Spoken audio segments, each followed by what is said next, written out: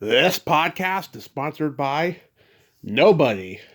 Hey dudes, welcome to Splat from the Past, the only 80s themed horror sci-fi show where things can get totally radical. Now tonight I will be talking to Andrea Hays. You all know her as the German heavyset waitress with the creepy, goofy laugh on David Lynch's masterpiece mystery series Twin Peaks, celebrating its 35th anniversary. And I've talked to quite a few people from it and met them too at conventions. And it's going to be great to have Andrea on. And she has her fingers in a lot of pies. She's also a costumer, and she's written, produced, directed, done creature makeup effects for a lot of indie films and stuff like that. And it's going to be an interesting conversation. She was also a bar patron in Footloose. And I guess that's where she probably got her SAG card or something. I will ask her about that as well. And I'm looking forward to it. You know, Twin Peaks isn't horror per se, but it is horror adjacent. So I thought it would be very appropriate to talk about this wonderful series for the 35th in October of this year. And I'm looking forward to it and stuff. She's been on my list for a while now. Halloween October is cooking. What can I say? This has been an awesome, interesting month. And it's not just the same old slashers and zombies and ghosts and stuff, though I am trying to get those guests and stuff. At least I'm changing it up and doing different things. And it's so awesome. So, yeah, here is my interview with Andrea Hays.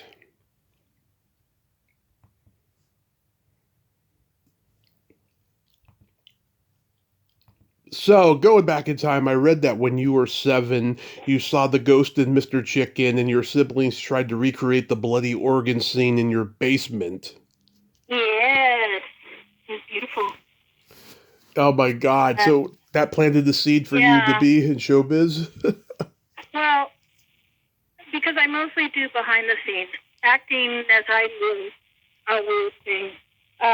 Yeah, so in The Ghost of Mr. Chicken, if you're familiar with the film, they've got a bloody Yeah. organ and it plays by itself. Mm-hmm. So we were turning our basement into, let's do that scene and then we can play the organ. And I grabbed my mom's red nail polish and put it on my fingers and immediately pushed down on the organ. It had actual bloody fingerprints. Wow. And I was like, I'm not just going to paint up like that. No. Yeah. My mom said she was mad and yet, oh, that's really smart of you, Andy. I do that now because I do a lot of horror films, and I just had to. They had me bloody up these doors where somebody was trying to escape, and I'm going, okay, how are they escaping? Who are they from? How tall are they? Because I put what's called perma blood on my hands, and I made her run up the doors to splat them against her. Yeah. And go, aren't you going to rip gloves? I'm going, well, no, you want fingerprints, don't you? This isn't So I'm still doing the realistic blood splatter. Oh my God, that is so awesome. Yeah, so you began like creating your own creatures and doing the makeup stuff like Rick Baker and Tom Savini did when they were starting. Oh, hell yeah. Yeah.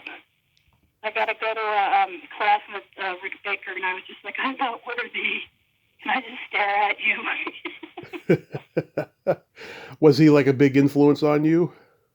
Yeah, he was, but not as a child because, talking that Ghost of Mr. Chicken thing, that was the 1960s when that happened. I just turned 63 this last Sunday, so... Congrats.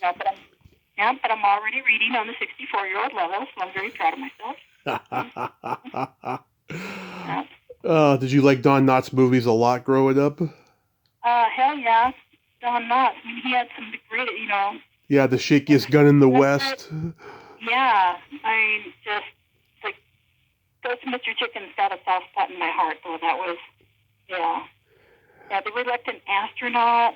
The Reluctant Astronaut. Yeah, The Love God. That, just, like, a lot of the ones that were meant for kids, too, especially because I was the audience. So, it's like, yeah, this guy's great. Don Knotts. He's fantastic. So, The best. Yeah. I interviewed his daughter a few years ago when she wrote a book. She was pretty interesting. Yeah, I'm a huge Don Knotts fan. I loved him as Mr. Furley on Three's Company. Oh. Yes. Oh my God. Oh. It was What so. a show that was. Can you imagine doing that today? Oh my God, forget it. Yeah. So we got to share an apartment, but you have to pretend to be gay. It's like, yeah, okay.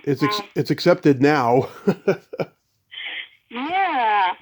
Although when I was in college, I tried to rent an apartment with my own room with my a friend of mine, and the woman that was renting it found out that he was a dude, and she's like, "Oh no, I can't have men and women living together." And I'm like, "We're friends, trust me," And I'm like, "Do I tell her he's gay?" And I just went, "We're friends, trust me. There's nothing going on." She goes, "No, it's immoral," and she would not rent the apartment to me. So I'm like, okay, I guess I dodged a bullet on that landlord. We'll find somewhere else to live. Yeah. So when you were like in school, did you do any school plays or anything? Yeah, my original degree is in technical theater, Mm-hmm. and so from like an early age, I was acting, but I really liked the behind the scenes things because I like making dioramas. Mm-hmm. So I did. I went to Idaho State, yay, Bengals, and then Yeah. transferred to Montana State, and they had a film program there at Montana State, and so kind of started. I was not a film major because I couldn't afford it, but I would take as many classes as I could, and then hung out with the film students. But I did the technical theater because, again, I like behind the scenes. I like costuming and makeup and props and sets and all that, and I'll act. I can do it. Yeah. But, yeah, Heidi was just kind of a fluke because my friend was doing the casting and said, "Want to come meet David Lynch?" And she had padded out her stacks of Heidi's with mine because she didn't have enough. She wanted to make a better impression, and this was not the main casting lady. This was Lizzie Offey, who was doing the local, just the fill-in characters, like Cheryl Lee. She brought her in. Yeah. And, so she's going, "I did something bad. I put your photo in this stack because I wanted more of these Heidi characters." And all it said was, "Heidi is a large German girl who blushes and giggles. Yeah. Blushes easily and giggles." And she didn't think I'd be picked in a million years. It was more like, "Oh, and here's all these women we have for you to look at." And so I was like, I want to come meet David Lynch because at the time I knew him from The Elephant Man, Oh, yeah. So I was like, "Oh yeah, he's a good director. I want to meet him." Yeah, little did I know. So there you go. Backing up from Twin Peaks a little bit though, did you get your SAG card on Footloose? No, I was only in. So that's funny that it's even there, but I am 1 degree separated from Kevin Bacon. Thank you. No, I did summer stock in Utah. And they were filming Footloose near our theater, and our theater was dark on Sunday because it's Utah. Mostly they're dark on Monday, as you know. But they're like, "Hey, you guys want to come and be extras in this film we're doing?" Yeah. We didn't get paid, and everybody's like, "Sure, we'll come be in a film. We'll come be extras." So it was the bar scene. Some of our young company got cast in bigger roles, like the high school dancers and like that. But no, all I did is I sat at the bar in the back, and I had a fake beer and a fake cigarette, and they said, "Look bored." And then a fight's gonna erupt, and then don't over exaggerate, but just kind of you're gonna notice the fight. And I'm going, okay. So that was it. And then they let half of us go early. And I was like, "Yeah, I'm going." And people were like, "But this is your big break." And I remember saying as I left to the actors, because I was in the costume department there, and I was like, "Well, no one's ever going to see this film." And walked out. I love this movie. It's one of those timeless popcorn movies that just it gets better and better with age, and people remember when they first saw it. It's just one of those classics. Yeah. But John Lithgow was the only one I knew, and even he hadn't really done, he hadn't become like the John Lithgow yet. He was a good actor, but you know what I mean? In the as far as pop culture goes, and no one knew who anyone was. Chris Penn, only because of Sean Penn. Right. But yeah, it was just kind of this, and I remember, now I know who I saw. It was Sarah Jessica Parker, but it looked like, honest to God, this troll doll, because she's so tiny in real life. And then it was the 80s, so she had big giant hair. So we were like, who is that? And I want to pick her up and put her in my pocket, you know. Yeah. But yeah, no one, who knew? No, it was like basically unknowns, and we were like free labor. So, yeah. The extra. Sure. And I've had Liz Gorsey, who played Wendy Jo, on here a couple of times. She's awesome. Yeah. I mean, yeah, she had a bigger part, but yeah. Yeah, I was just, actually, to tell you the truth, I've only seen it once in the theaters. Uh-huh. It came out, because my friend said, we have to go, and I'm like, I don't know. And I was laughing, when the scene came up, I was laughing so hard because our choreographer was really overacting. We saw it on the set, and I was just cracking up, because she's trying to make herself seen by doing this dancing, and it's just, I'm sorry if you're listening now, but yeah, you overacted. But yeah, because the director came out and said, okay, here is extras. You don't look at the camera. Mm-hmm. Don't make a lot of broad movements. And I'm going, okay. And she was running from camera angle to camera angle, and really, she's supposed to be dancing and just really over the top, and it was absolutely hysterical.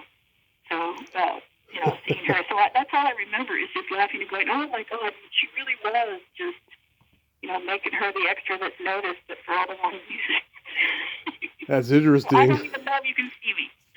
I'm there. I knew I was there, but next time I watch it, I'll look out for you. Yes, the bar scene, and I'm in the back. So. Mm-hmm. Yeah, Herbert Ross directed it, and of course, he was a Broadway guy. I heard he could be a diva. Was he? Well, again, it was just an extra. It was like a half day. Mm-hmm. No, it was like, we just need people to fill this bar and be extras, and because we were a theater group, they were like, you guys should at least know how to act. And so it's like, that's all. It's really, I'm sorry, I wish I could tell you more about that, but it was like, No, that's okay. That's a good enough story, if anything. So we know how inaccurate IMDb is. Between Footloose and Twin Peaks, did you do any other stuff that maybe it's not mentioned? I am not in a Mexican soap opera. I've tried to get that taken down. I didn't see that. It's like, oh my God, Agro de Amor, whatever. It's another, and it's probably Andrea Hays. Mm-hmm. And I said, this isn't me, please take it off. And I can't get it off. Uh-huh. Because whoever did the Mexican soap opera, they put it on there. And so I did not do that. But mostly I have a strong theater background. So yes, I was doing a lot of theater. Mm-hmm. But then I also became a nurse. So yeah. You're probably too young to remember the beginning of the AIDS crisis. Oh, yeah. So I was working film and TV in Seattle, and if I start crying, forgive me. A lot of my friends were dying. Yeah. It hit the creative. Sorry, God. Yeah. And no one was taking care of them. And medical people were like, no, because they're like, no, it's Edward, oh, I'm going to die, I'm not touching him, So I took lessons in how to, be a nurse aide to AIDS patients specifically. And I found out I was actually really good at it. Yeah. So I went back to school and became a hospice nurse. Oh, yeah, I know about that. And I got to say, when I had my car accident 10 years ago, I got more respect for nurses than I ever had, because aside from the fact that I didn't shower during those 5 months, I couldn't believe they could just tolerate the way I smelled, and I don't know how they tolerate the stinky smells of the hospital in general, but I got so much more respect for them for that and all the things that they did. I mean, it really is God's work. It really is a noble profession. Well, just to reassure all those people who have been smelly patients, yeah, most nurses, we're actually so focused on helping you that, honest to God, people have thrown up on me, and you're like, it should smell. Yeah. And I guess if you focused on that.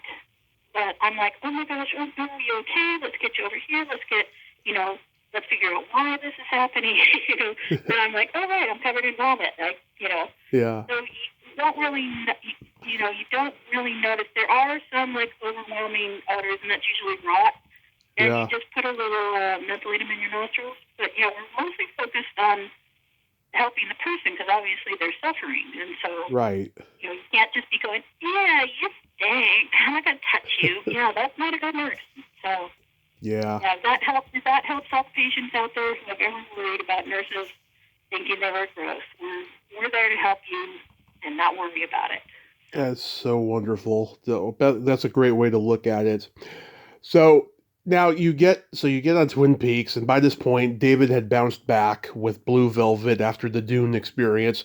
Which, by the way, I'm a purist of the original Dune that he made. I haven't even seen the newer ones because I'm such a purist because I watched it so much on HBO in the home video back in the day that's Dune in my mind. The way he did it. So, like, was it high pressured stakes, being on this set because everyone was probably going, oh my God, how is he going to do a TV show because he's so specific and weird? Well, but back up to Dune, I do have a funny story about that. Mm-hmm. So, Kyle's from here, and he went to the UW with an ex-boyfriend of mine, Mm-hmm. and when he got the part, this ex-boyfriend was so mad that he got it. But did you even audition? I tried to. Because he's like, that guy wears clogs. And he was so offended. Mm-hmm. The comic book wore clogs. And he shouldn't, and when I met Kyle, it turned out we had a roommate in common years apart. But I just went up and I told him that story. And he's like, so I can't act because I wear clogs? And he goes, they were stylish clogs. And I'm going, I know, it's okay. Yeah. But I just found that so amusing. Like, you're outraged that this actor got this thing over you because of footwear. It's a reason why he's an ex-boyfriend. Yeah, of course. What did you think of the script though for the pilot? I mean, I always say that Twin Peaks was the anti-television for the 90s that Kung Fu was in the 70s because both of those shows were just unlike anything that had ever been on TV before. Well, the script I got still had Josie's part. It was written for Isabella Rossellini, as you know. Mm-hmm. So I did get a copy of the original script with David Lynch's handwriting and everything in it. They photocopied it for, whatever. And then it made its way into my hand at one point. So I saw all the notes as he's writing it and changing it. And it talks about this beautiful, absolutely stunningly beautiful Italian woman. And I'm going, oh, that's right. They changed that. But no, I mean, it was just odd. I was more in awe of meeting Peggy Lipton because when she passed away, I did a nice little thing for her. And I wrote about meeting her. Yeah. It was childhood idol because I couldn't stand it when women, especially in the 60s when Mod Squad was on, and I was this little. Yeah. They didn't even call it feminist then. It was just, well, this is wrong.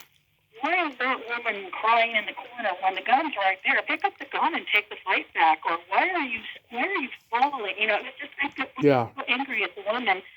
And I do remember that my dad let me stay up late one night and watch The Avengers with him, with Emma Peel, because he's like, you're going to like this one, Andy. I was like, hell yeah, I finally see someone on TV that represents me. And then when the Mod Squad came out, because Julie she was no blushing, and it was just so cool, and we fight over who's going to play her. I had long blonde hair. But when I met her, I was like, it's such an honor to meet you, really, and I'm going to get, Mom, can you say let's hunt again. But, and I said, we used to fight over who's going to play you, and she didn't believe that I watched the show. Mm-hmm.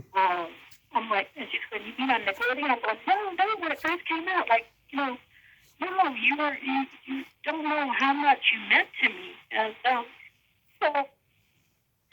this must be a nice light thing.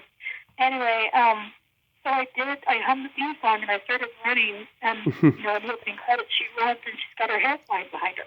So she's like, oh wow, you did watch it. I did. So so, it was so nice to, meet somebody. I guess it'd be like some people meeting with her. For me, it was like, oh, this is, and I'm so, so sad that she's gone. Yeah. I know. She seems like didn't cry this much. she seems like she was really cool and friendly and approachable, and like when I see her daughter Rashida Jones, she looks like that she got a lot of that from her, Yeah, and just but yeah, it was just, it's hard to describe, Yeah. You represented, and people go, you're represented, you're white, and I'm going, no, me represented. Somebody's not just like, oh my God, help, quit it. It's like just taking the fight. Yeah. Now, it's hard to think of now because it's like, oh, what a kick-ass woman. Just like, oh, yeah. But, at the time, yeah. So, yeah, as a 4-year-old, I'm yelling at the TV. Even my dad said it was kind of funny to watch because I'd be like, she's so stupid. I didn't watch Twin Peaks when it was on. I didn't see it till my early 20s, and when I did, I fell in love with it. When I was a kid, Twin Peaks was a pun that Beavis and Butthead made on women's breasts. Butthead's like, "Hey Beavis, have you seen Twin Peaks?" And he's like, "Yeah, I wish I taped them." And that was my reference for what Twin Peaks was. But yeah, the show floored me when I saw it for the first time. I gotta tell you that I was showing my nephew, when he was in junior high, and only the 2 seasons in the film had been out, and he's like, yeah, here you are on TV, and I'm going, yeah, pay for nursing school, I'm going, I gotta meet some interesting people, I'm going, it's like this cult classic, and it happened to be, it had just landed on Netflix, so I'm going, well, I can show you my part, it's really tiny, right? So I show him just my part, saying, you got paid for that? Yes, I did. Yes, your Tata made money, but, so it was just so funny because he was underwhelmed.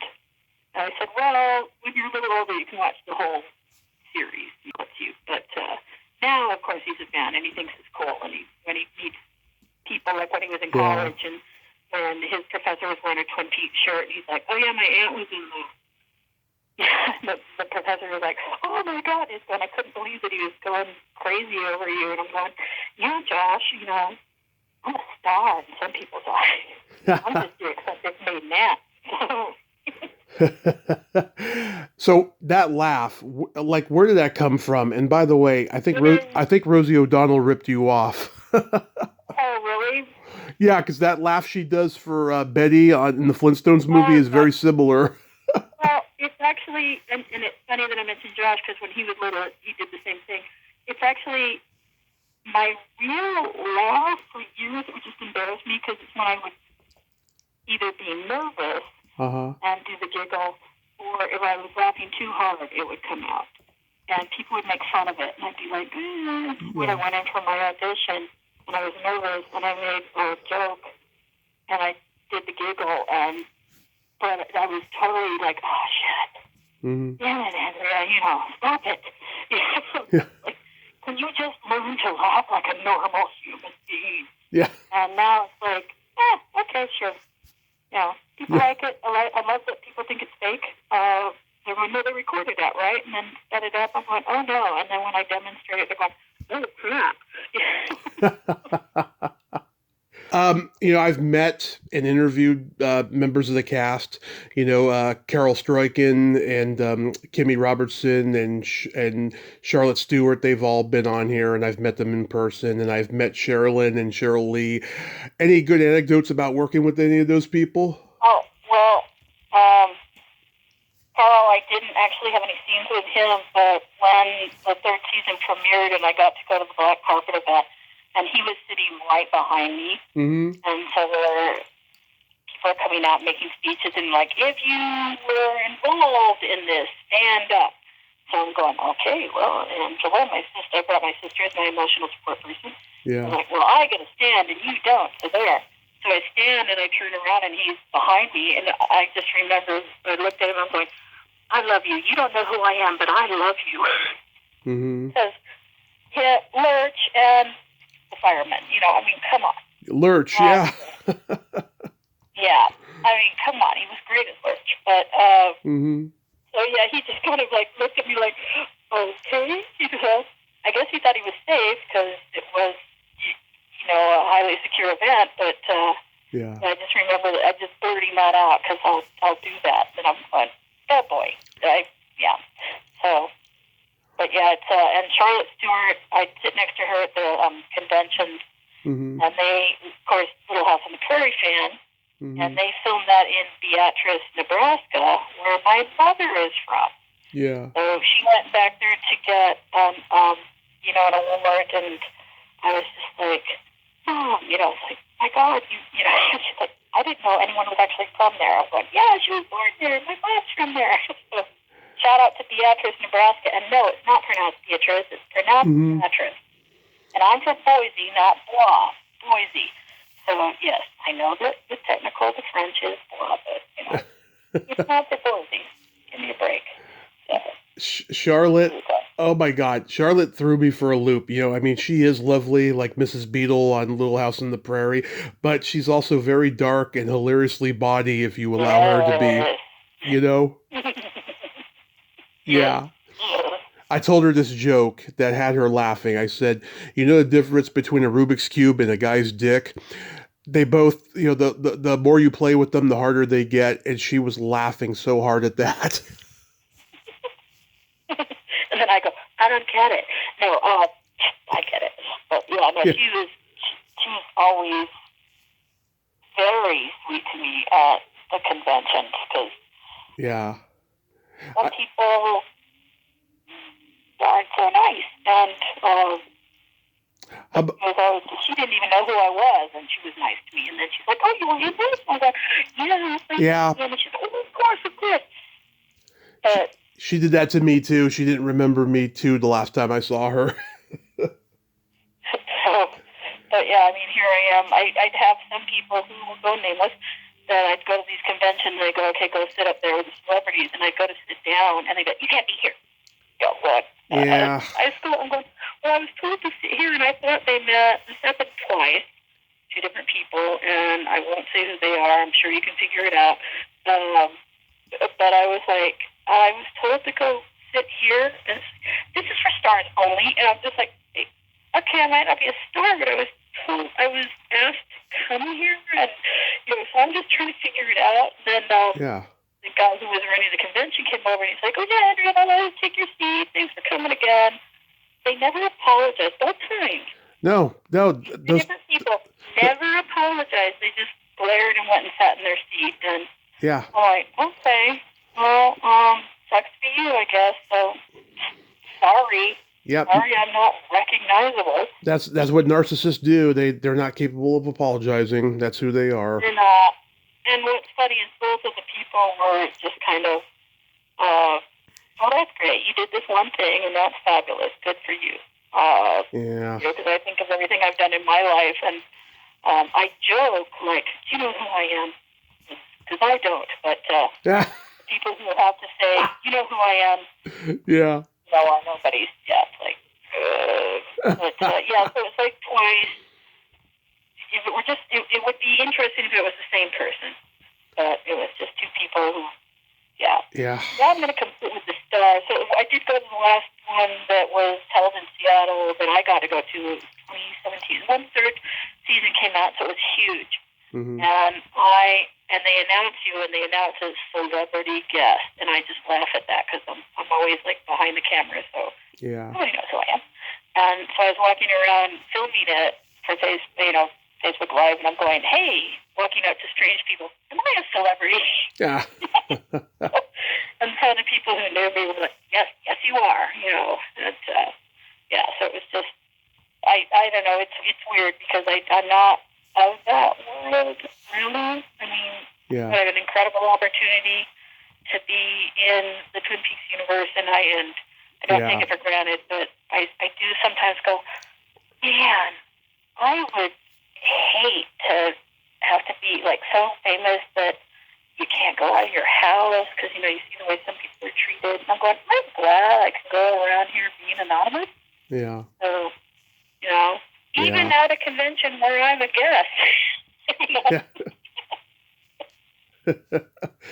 I was supposed to interview Russ Tamblyn recently, but his health isn't great, and I came close to meeting Piper Laurie at a convention a couple times, and sadly I never did. It must have been intimidating. If you were around them, that must have been intimidating. Well, Russ Tamblyn, the first time I met him, because huge fan of his musicals from when I was little, grew up watching all his musicals, and especially Gideon on Seven Brothers for Seven Brothers, because then he dropped out. He did the whole drop out before everyone else dropped out to the hills and meditated and all that. So I told my brothers and sisters, I'm going, oh my God, Russ Tamblyn, he's going to be at this. I can meet him, and they're like, okay. So I said, they all wanted autographs. I'm going, well, maybe tell me your favorite Russ Tamblyn film. Also, it was Seven Brothers for Seven Brothers. And my little sister, I got her a video copy, back on VHS is when I first met him, of Seven Brothers for Seven Brothers for him to sign, because she worked, when she was in high school, she worked in a video store, and the employees get to play, whatever they want. Yeah. She got in trouble because she'd always play Seven Brothers for Seven Brothers every night.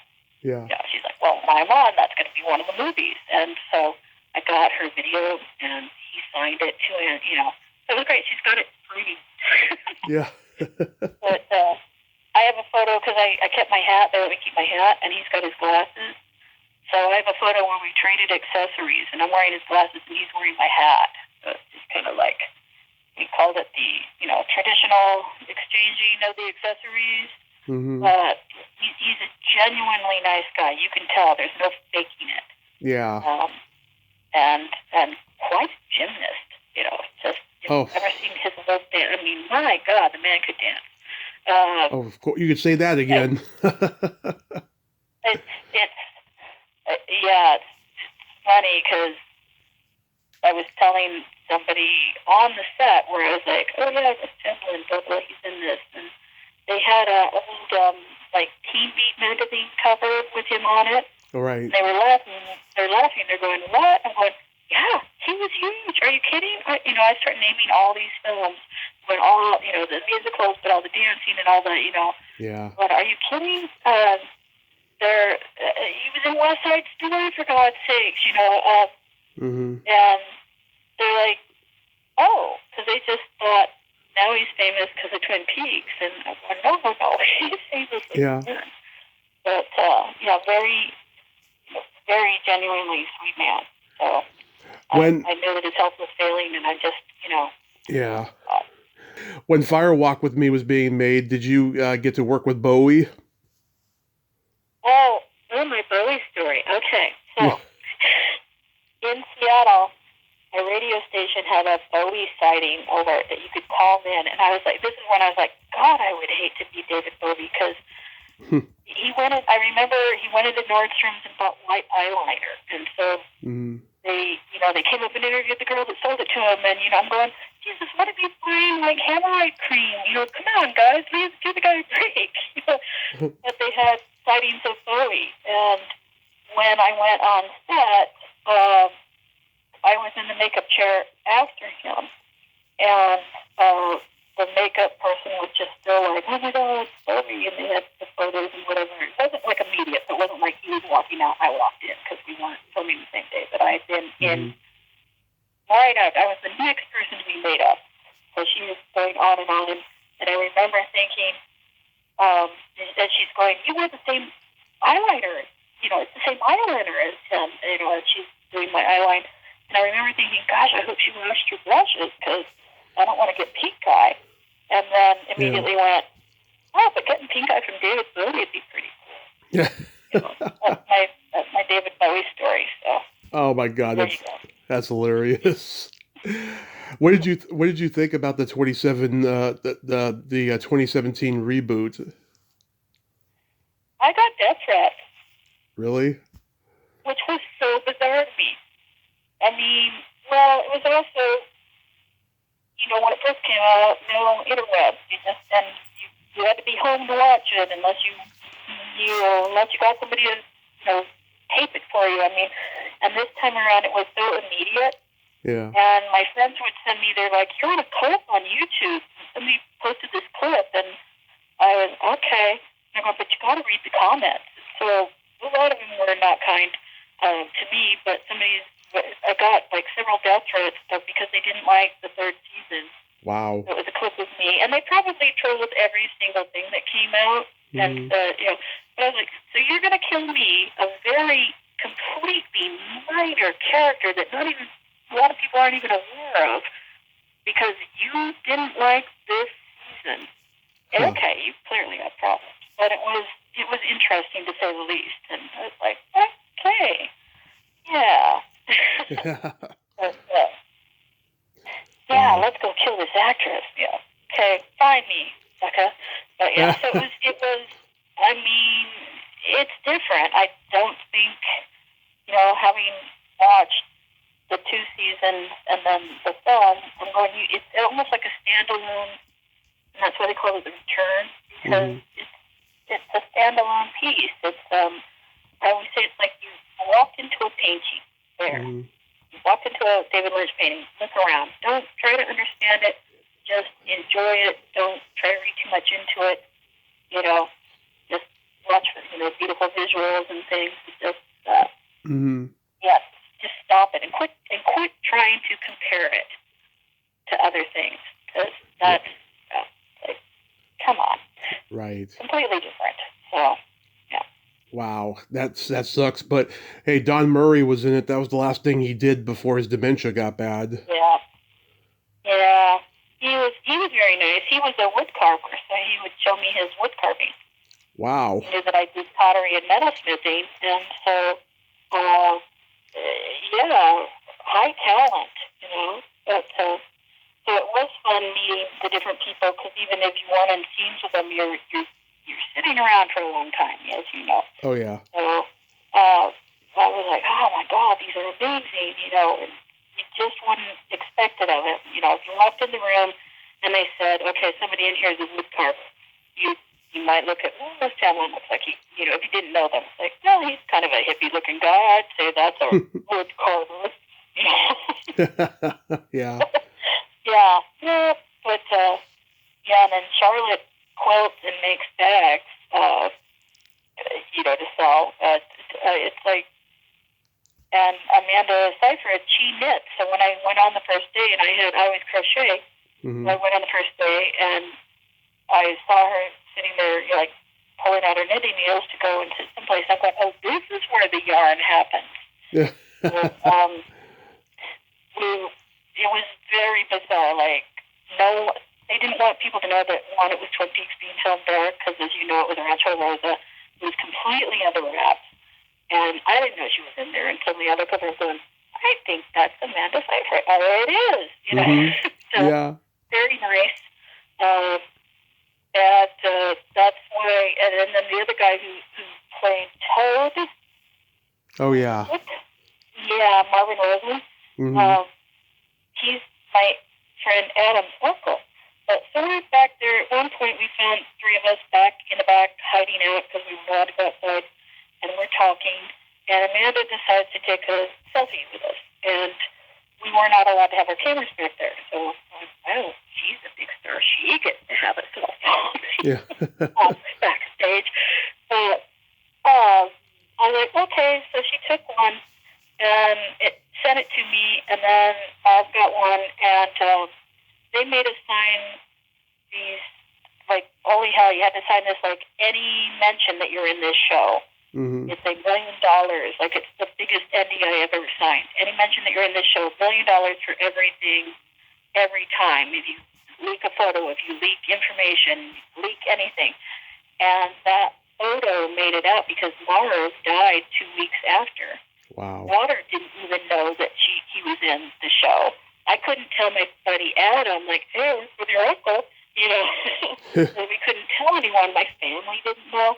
So here's this photo, and I immediately thought, holy shit, somebody hacked into my phone, and I don't know who you know. Yeah, it turned out that his daughter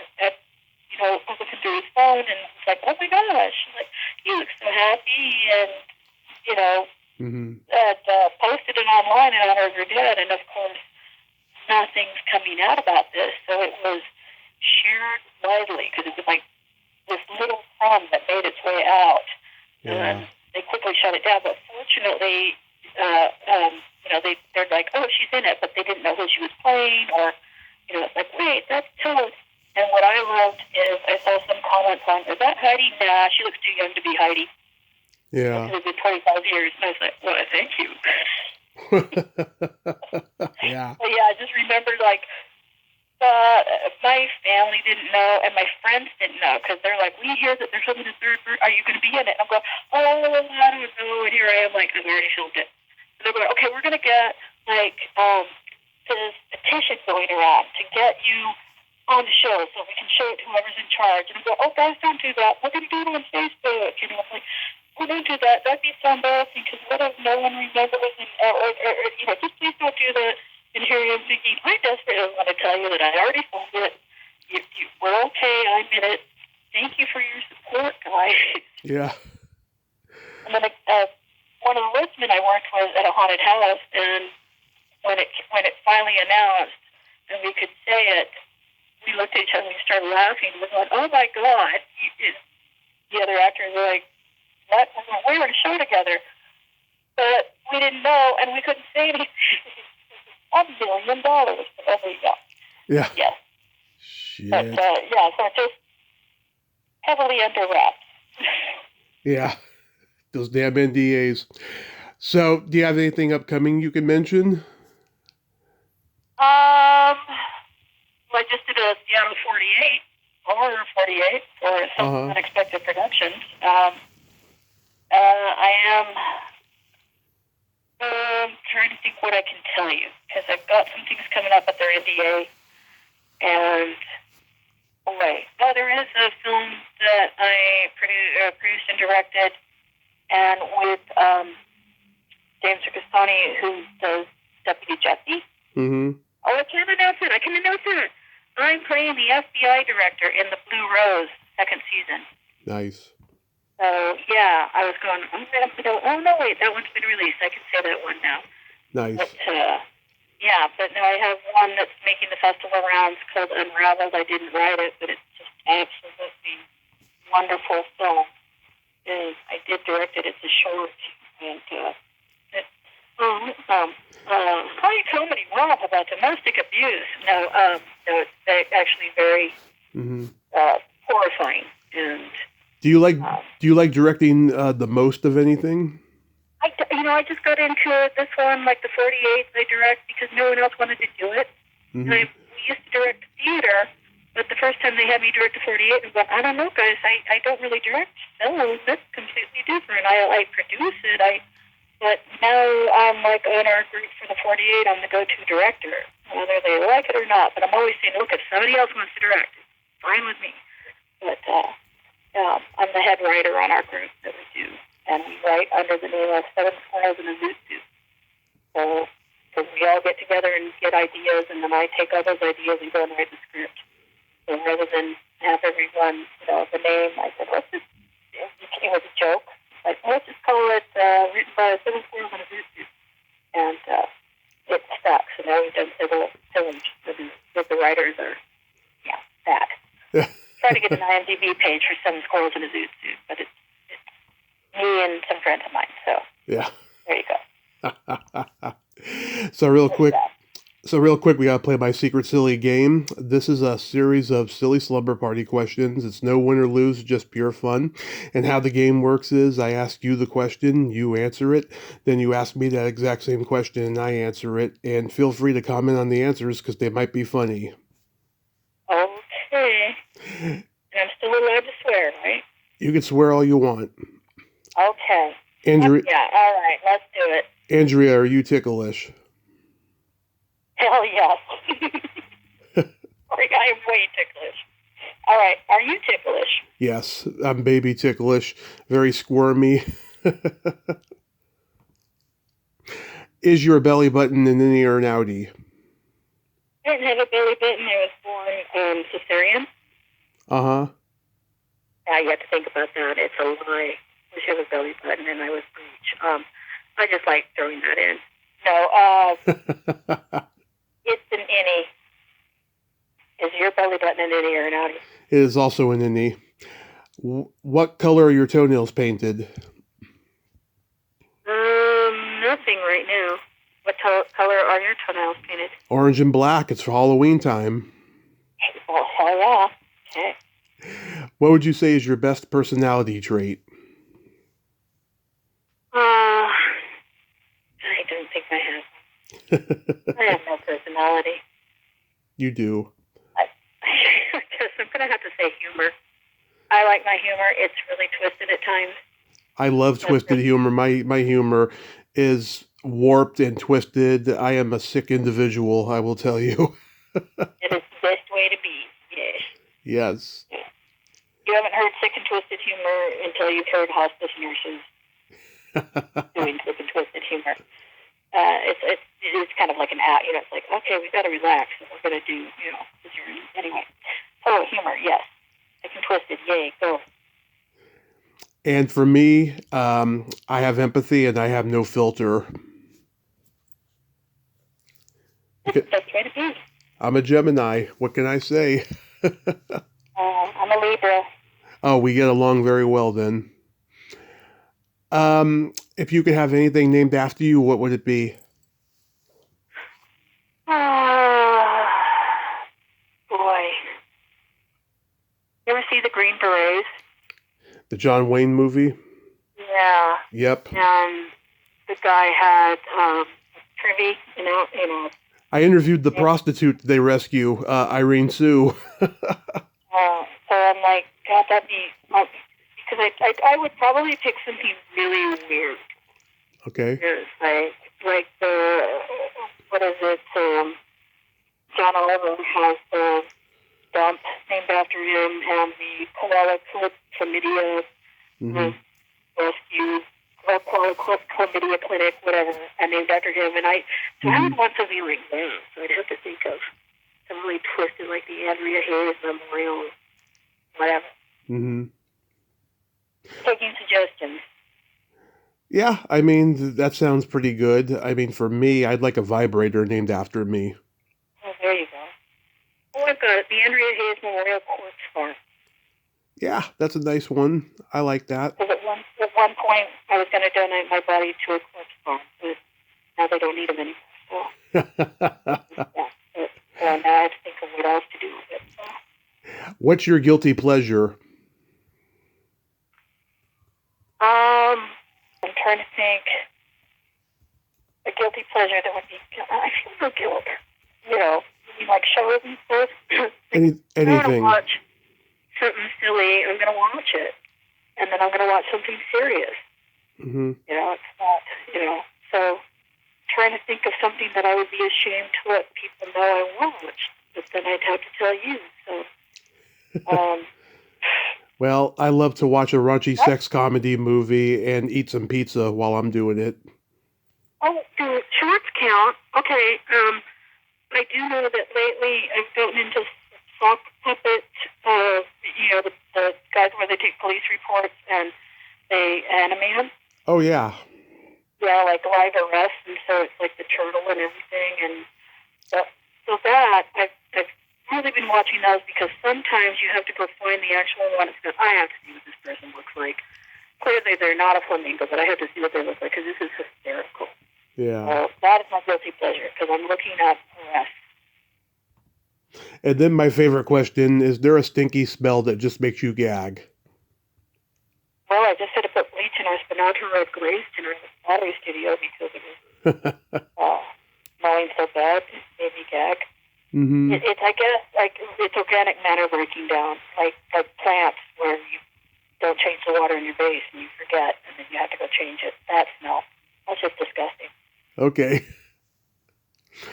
And then for me, it's either farts or feet. Gotcha. Okay. Yeah. It's on the fart, too. Yeah. Different. Andrea, you are so awesome. Thank you so much for coming on tonight. This was a lot of fun, and I hope you have a happy holiday season. Maybe I'll get to meet you in person someday if they ever have a Twin Peaks reunion in California. And they need to start having the conventions back here in, in North Bend and not way back east. It's like, sorry, but Yeah. yeah, to hold the one at Ellis's old place, like, no, come here because people want to see where it was filmed. So, yeah, we need to bring it back here. There you go. Well, Use your influence and make that happen. Well, we shall see. And you have a great night. Be safe. You too. All right. Bye. Okay. Bye-bye. Well, there you have it. Andrea Hays, ain't she a sweetheart? Oh my God, she is a character. I enjoyed every moment of that conversation. She is just so funny, and she's got personality. And I'm sorry about the bad stuff that happened, at the conventions and whatever has come with that show's baggage, the death threats and everything. But she is a soldier, and she is running with it. She is so awesome. I love that conversation. Well, until next time, this is Tommy Throwback Kovac saying there's no shame in living in the past because the present sucks. Later, dudes.